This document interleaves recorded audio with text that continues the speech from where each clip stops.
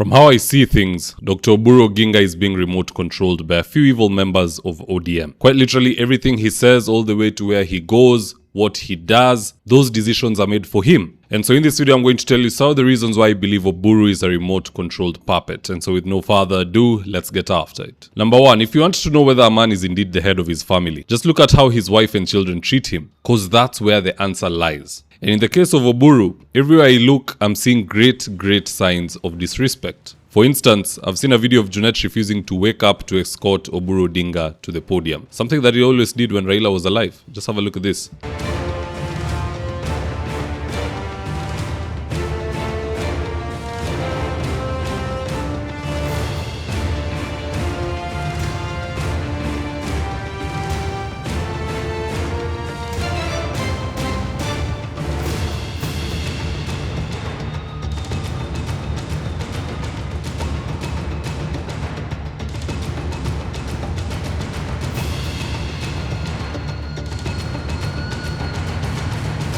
To be honest, Junet refused to stand because Oburu is in a vegetative state where he can't even notice insubordination around him. But nonetheless, still on the issue of disrespect, just have a look at how Gladys Wanga is crossing her legs and looking at the party leader with disgust.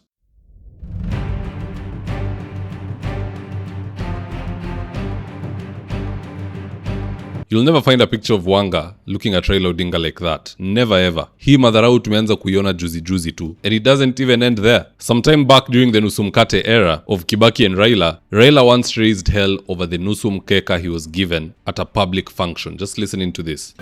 Waziri mkuu anakuja kwa sherehe kubwa kama na hii ya serikali, PC hakuna. Unaambia PC ameenda Nairobi. Kama Kibaki alikuwa anakuja hapa, PC angeweza kuja kwa hapa. Na angewekewa sana namna hii bila hata choo. Angewekewa. Alafu na nusu kapeti namna hii. Now that was Raila, somebody who knew how to demand for his rights. But what about his remote-controlled brother? This is what Junet and Wanga are giving him. A small stool covered with a red carpet.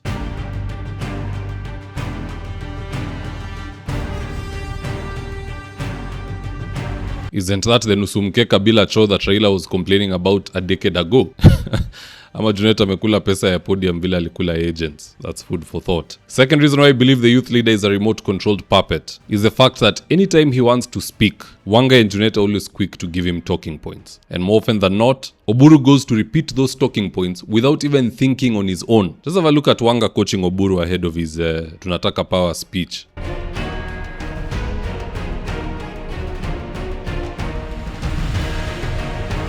Now you tell me, does Oburu look like a man who is speaking his mind, or is he being micromanaged by Wanga and Junet? Your answer is as good as mine. The man is being remote controlled. Which begs the question, why is it so easy to manipulate Oburu? For me, it boils down to two reasons. Reason number one is Oburu's wives. One is a senior citizen who's out of touch with politics, and Oburu has never involved her in anything touching on politics. Then the second wife that Oburu has, who he introduced to us the other day, is a young Gen Z whose purpose is just massages. His words, not mine. He doesn't have an Ida Odinga in his life. You see, Raila knew that politics is a daunting task. Some things he can do, some things his wife should be able to do. So Ida Odinga has always been in politics. There are some things you could never get in ODM without going through Ida Odinga. Ida Odinga could summon the SG Edwin Sifuna. Junet and others would go running when Ida Odinga calls. But Oburu is on his own. Why is that significant? It's significant because he has no one to protect him. The spouses are not able to give him political protection, or even advice for that matter. Reason number two why it's easy for Junet and Wanga to manipulate Oburu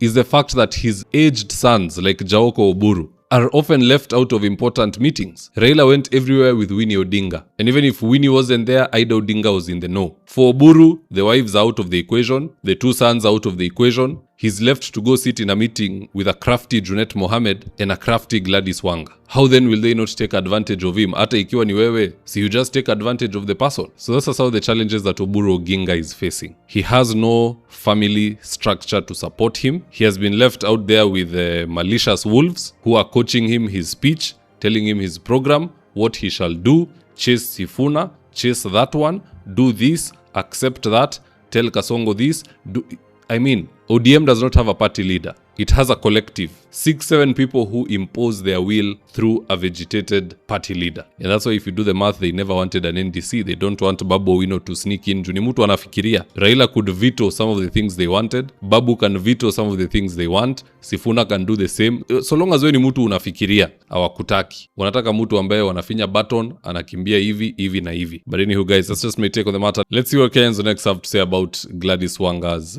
interesting reactions and facial expressions towards Oburu Oginga, and I quote. Gerald tweet said, the plan is to use Mzee due to his Odinga name. Oburu has no clue on what is happening behind the scenes. Joy said, that's very true. It was the exact reason they rushed to appoint him acting party leader after demise of Raila. Noti said, Oburu's sons are to blame. That fool called Jaoko can't see his confused father is being used like tissue paper. Imagine if it was Rao and Fidel was alive. Can you ask yourself why Moi died with dignity? No one could access him unless through Gideon Moi, and that's very true. If you are a father, sababu sisi wote tutazeeka, when you are old, it is your children to protect you and your younger wife to protect you from wolves who might come and try and take what is yours and make you take decisions which are not in the interest of the family or of your own. That's all Kenyans next have to say about this. Do drop me your comments in the comment section below and I'll do my best to read them and to give you a response. So with that, here today's ads of the day. Right now, I'm with my team headed to a client's house in Ruiru for consultation. That is to take measurements of the windows, go through our catalog with the client,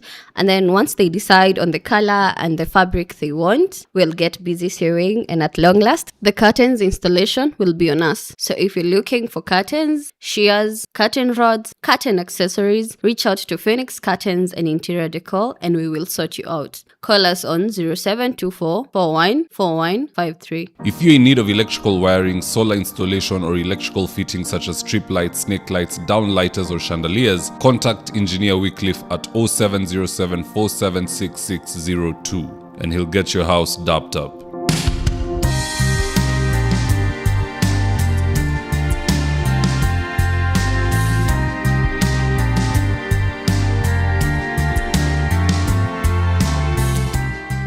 Thank you for choosing David Wafula as your primary news platform.